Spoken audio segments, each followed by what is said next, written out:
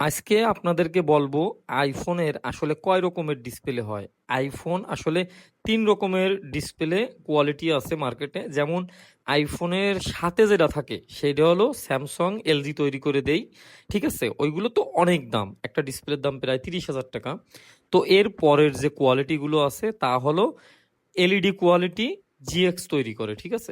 GX এরটা মার্কেটে সব থেকে বেস্ট। এবং তারপরে হলো এই যে আমার হাতে এই 13 প্রো ম্যাক্সে যে ডিসপ্লেটা লাগানো তাকে বলা হলো আইপিএস ডিসপ্লে। যাদের বাজেট একদমই কম তারা এই ডিসপ্লেটা লাগাতে পারেন, জাস্ট মোবাইলটা চালানোর জন্যই, ডাটা রিকভারি করার জন্যই।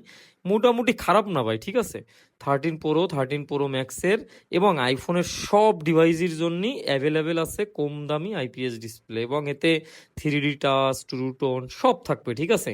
আইপিএস ডিসপ্লেটা একটু উঁচু হয়ে থাকে, আর হলো গিয়ে স্ক্রিন প্রোটেক্টরটা লাগালে একটু উঁচু হয়ে যায়, ঠিক আছে? এই আর কালার মোটামুটি একদমই ফেলাই দেওয়ার মতো না, কম দামি একেবারে। আর এই ডিসপ্লে লাগানোর সুবিধা হলো গ্রিন লাইন জীবনেও পড়বে না, আর ভাঙে যাওয়ার পরেও মনে করেন চলবে, ঠিক আছে?